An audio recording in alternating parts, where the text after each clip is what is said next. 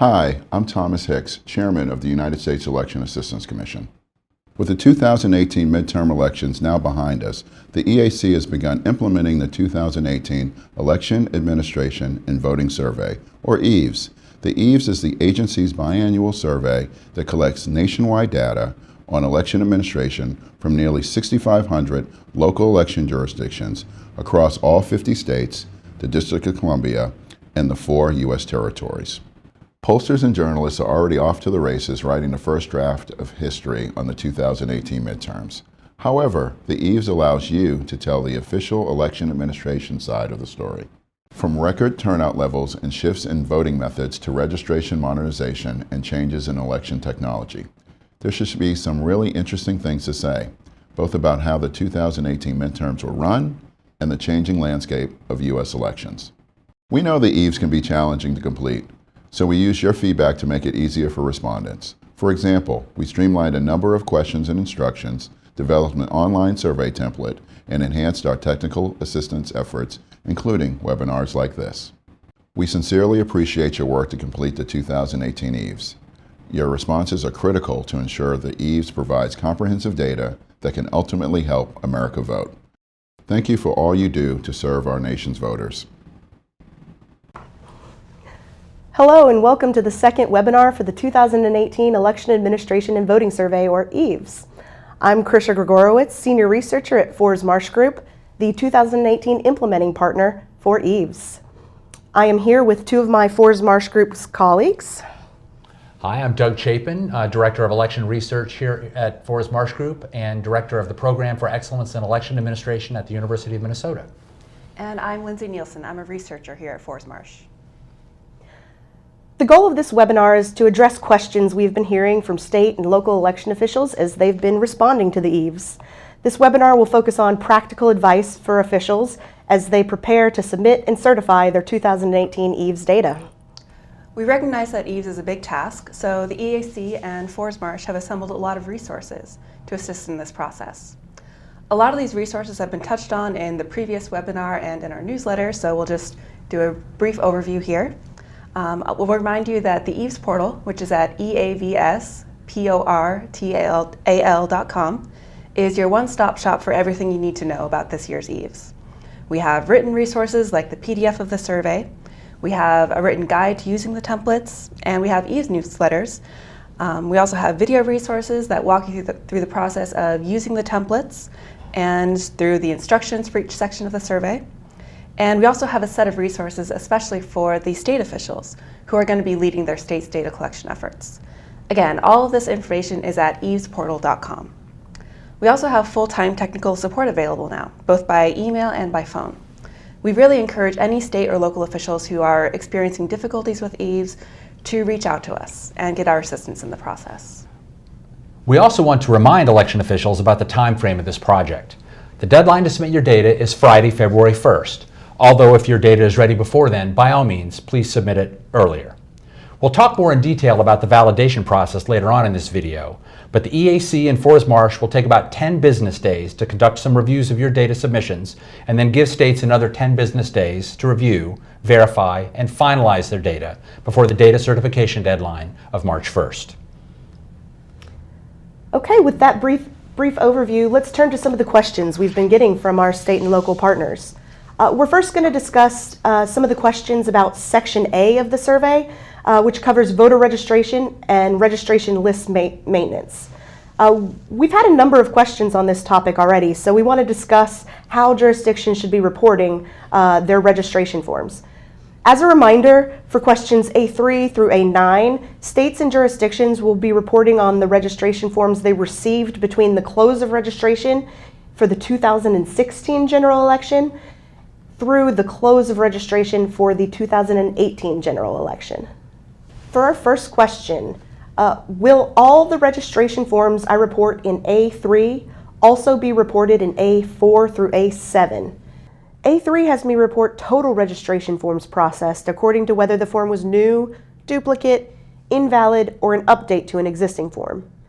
A4 through A7 ask me to report these forms again according to the source of the form. I can see where to report new, duplicate, and invalid registrations, but how do I report updates to existing registrations? All right, well, I would say that's been our most common question so far, so it's a great one to cover here. Everything that you report in A3 should also be reported again in A4, because A4 covers all the registration forms that were received during this time period. All new registration forms from A3 should be re-reported in A5. All duplicate registration forms from A3 should be re-reported in A6. And all invalid or rejected forms from A3 should be re-reported in A7. You don't need to re-report changes to name or party or address within A5 through A7, although you should include those in what you report in A4.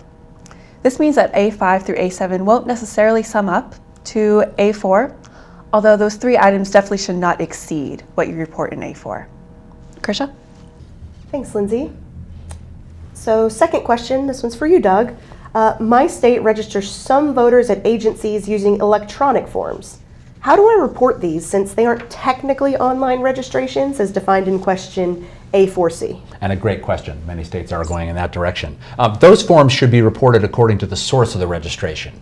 For example, A4D for motor vehicle agencies, A4E for public assistance agencies, etc. These forms are distinct from the individual online registrations reported in A4C. Thanks, Doug. So another question on registration forms.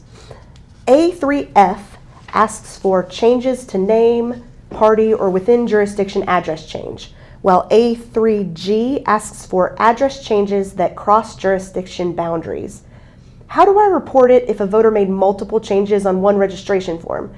Should those be recorded as separate transactions in the sub-questions? Lindsay? Yeah. Well, it's important to keep in mind for these questions that the unit you want to report is the number of registration forms, not the individual transactions. We also have designed these sub-questions to be mutually exclusive. So that means that if a voter, say, changes their name and party and they move within the jurisdiction and report all of that in one form, that should count as 1 for A3F. On the other hand, if they, say, update their political party and move outside of the jurisdiction in the same form, that would count as 1 for A3G. So again, registration forms shouldn't be double counted within this set of questions, and they shouldn't be reported in more than one sub-question between A3B and A3I. Thanks. These have all been great questions we've gotten about this section. We also want to highlight some general advice that applies to these questions. First, the unit to report in these questions is registration forms, not registration update transactions. Second, the subcategories in each of these questions should be mutually exclusive. Registration forms should be categorized by their mode of transmission in A4 through A7. Use the comments box to explain your answers. This can be done when there's a good reason why subcategories don't sum to the expected total, or when the way a state or jurisdiction categorizes its data doesn't align neatly with the way we've designed the question. Finally, the vast majority of error messages in the templates are soft errors, meaning that respondents can proceed with the survey without correcting them. We understand that states and jurisdictions probably won't be able to make all the error messages go away. We ask that you make corrections when you can and use the comments box liberally to give us more context. Moving on from section A, our next question is about how to report by mail ballots. We're going to go to one of our state partners for this question. My name is Hillary Rudy. I'm the Deputy Director of Elections for the state of Colorado. Our state mails ballots automatically to all active voters, who then have the option to return them by mail, drop them at a 24-hour drop box, or return them to a polling place. How should we report those ballots? Thanks, Hillary. Section C is the primary place where you'll report by mail ballots. The instructions for Section C state that by mail voting includes all individuals who received a ballot from your office prior to Election Day by mail, and it does not matter how the by mail ballot was returned.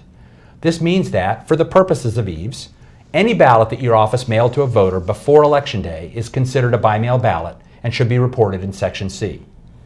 By mail ballots that were returned by voters, regardless of how they were returned, will be reported in C1B. For 2018, we do not distinguish between mail ballots returned via Dropbox or polling place versus through the Postal Service. There's also one other part of the survey where you'll report by mail ballots, and that's in question F1. This question is about total participation in the 2018 election, so by-mail ballots will be reported here again. This question has places to report UOCAVA voters who voted absentee or FWAB and F1C, voters who used a domestic civilian by-mail ballot in F1D, and voters who voted by mail in an all-vote-by-mail jurisdiction in F1G. Our next set of questions is about the EAVS templates. As a reminder, the Excel data aggregation template is still available to states to compile and error check their state-level data. But in 2018, we've introduced an online survey template to assist jurisdictions that want to enter data item by item. First question. I'm a local official filling out EAVS through the online survey template. Where do I go to do that, and what credentials do I need? Lindsay? Yeah, well, we are really excited about the online survey this year. We've been hoping to introduce it for some time, and it's brand new for 2018. We really are excited because it's very user-friendly, and it includes all the error checking functionality that's in the Excel templates. Really, the online template has been designed with local jurisdiction officials in mind.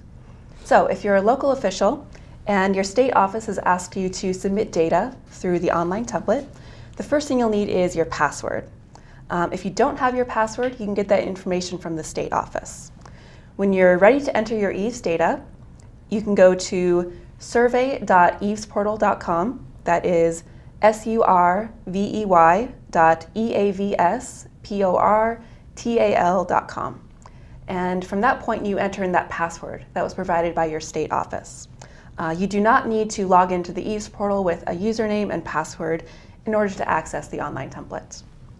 Now, if you're a state official and you've been getting questions from your local officials about how to access the online templates, your list of jurisdiction passwords is going to be on the state files page of the EAVS portal.